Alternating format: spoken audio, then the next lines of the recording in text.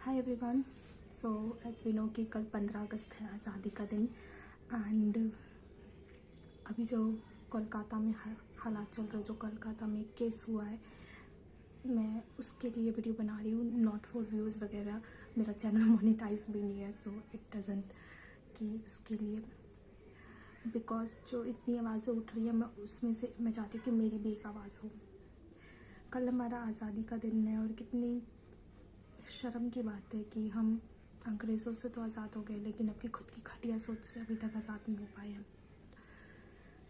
हम सोच के देखें तो हमें आज़ादी किस बात की है, किस बात की आज़ादी है? ना अपना मनपसंद का काम कर पाने की आज़ादी है, ना कोई खुशी से जी पा रहा है, ना किसी जानवर को जीने की आज़ादी है इस देश में, ना किसी ईमानदार आदमी को अच्छे से अपना जीवन बिताने की आज़ादी है, ना लड़कियों को अपने सपनों की आज़ादी है। हम नहीं हैं आज़ाद, लड़कियां, लड़के, कोई भी, इर्रिस्पेक्टिव ऑफ एनी जेंडर, हम में से कोई आज़ाद नहीं है। हम सब अपने डर में कैद हैं। एंड कल का इंसिडेंट देखने के बाद my mother said one thing, इसलिए हम लोग तुम्हें कहीं कोचिंग वगैरह के लिए दूर नहीं भेज पाते। And I felt that true. मैं भी बहुत बार लड़ी हूँ कि आप लोग तो कोचिंग वगैरह के लिए हमें कोई दूर नहीं भेजता घर से।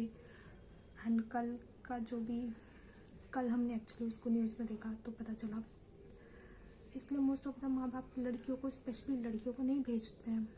ये हो जाए, मतलब आप सोच के देखिए, एक हॉस्पिटल में जो 24/7 रन करता है, हॉस्पिटल एक ऐसी जगह है जहाँ 24 घंटे स्टाफ होता है, पेशेंट्स होते हैं, सब होते हैं, वहाँ ऐसी हरकत हुई है। वो एक जगह जो बची थी, अब वो भी नहीं बची लड़कियों के लिए सेफ। पहले लोग बहुत सारे होंगे कि इतनी रात को बाहर क्यों रहते हो, यहाँ तो वो बाहर भी नहीं थी, यहाँ तो वो अपने हॉस्पिटल में थी। वो हॉस्पिटल जो उसके लिए अगले 3 साल के लिए उसका घर जैसा होने वाला था। तो कहाँ सेफ है हम, कहाँ आज़ाद हैं हम? वो हॉस्पिटल जो एक MD और MS के डॉक्टर के लिए 3 साल के लिए उनका घर होता है, पता होता है सब कुछ, खाना पीना सोना सब वहीं करना होता है, वहाँ सेफ नहीं है। सो इट जस्ट, जो ये आवाज़ें उठ रही है, ये आवाज़ें दबनी नहीं चाहिए। कल आज़ादी का दिन है, सो वी शुड ट्राई कि उसे जल्द से जल्द जस्टिस मिले एंड बहुत ही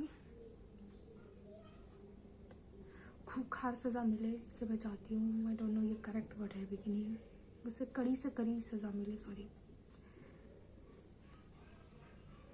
बट आई थिंक सज़ा मिलने से किसी की मेंटालिटी आप नहीं बदल सकते हो। ये सोच के ही प्रॉब्लम है, बचपन से ही ये, मतलब क्या एथिक्स है, मतलब अब तो ये, मतलब कि एक ये हार्ड एंड फास्ट रूल बन गया है, अगर किसी लड़की का रेप हो रहा है यानी कि उसका मर्डर भी होगा ही होगा। सो अगर आप ऐसी किसी सिचुएशन में फंसते हो कि हाँ, आपको लग रहा है कुछ डाउट, कुछ हो सकता है मेरे साथ, तो तैयार रहिए। आपके साथ ऐसा कुछ हो रहा है, इसका मतलब आपको अटैक करना पड़ेगा। या तो आप उसको मारो, या तो वो आपको वैसे भी मार देगा अपना काम ख़त्म करने के बाद। वो आपको ज़िंदा नहीं छोड़ेगा, वो अपने सबूत थोड़ी छोड़ेगा।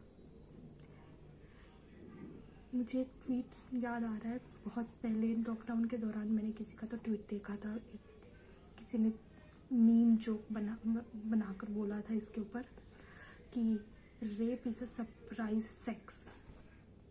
नो, इट्स, मैं उसमें ऐड करती हूँ, वो सिर्फ एक सरप्राइज सेक्स नहीं, सरप्राइज डेथ भी है। सो एटलीस्ट हमें रेप जैसी चीज़ों को उतना ही जो है सेंसिटिव रखना चाहिए, क्योंकि एटलीस्ट इस टॉपिक पे सेंसिटिविटी बनी रहनी चाहिए, इसे मजाक में ना उड़ाए। इट्स वेरी सीरियस, सीरियस नहीं, सीरियस का भी कोई लिमिट होता है ना। इन ह्यूमन एक्टिविटी में ये चीज़ सबसे ऊपर आनी चाहिए, सबसे ऊपर ही है। एंड प्लीज़ अपने आसपास अलर्ट रहे, दूसरों के लिए भी, खुद के लिए भी। If you feel something is wrong, उसी वक्त एक्शन ले लीजिए। आपका अगर गट फीलिंग कह रहा है कि कुछ गलत है, कुछ गलत होने वाला है, सो अपने अपने आप को सिचुएशन से निकाल लीजिए। उस लड़की के केस में वो तो सो रही थी, जहाँ वो 4 दीवारें उस लड़की के लिए सेफेस्ट जगह होनी चाहिए थी, उसके घर के बाद वहाँ उसके साथ ऐसा कुछ हुआ है। सो मोस्ट ऑफ द मैंने देखा है कि बंगाल में से ये सारी चीज़ें बाहर नहीं आती हैं। बंगाल में हर इलेक्शंस के बाद में दंगे फसाद होते हैं, लेकिन कुछ दिन के बाद वो दब जाते हैं, इतने बाहर नहीं आ पाते हैं। सो लेट जस्ट नॉट कि यूपी में जब क्राइम होता है तो उस पर इतना ज़्यादा लाइट होता है, इतना ज़्यादा उसको लाइमलाइट मिलता है। हर स्टेट में मिलना चाहिए, ताकि हर स्टेट में, देखो अपराध तो इतने सारे हर जगह होते ही है, लेकिन वो बाहर आए, हेडलाइन बने। और स्पेशली इन सब केसेस में, रेप जैसे केस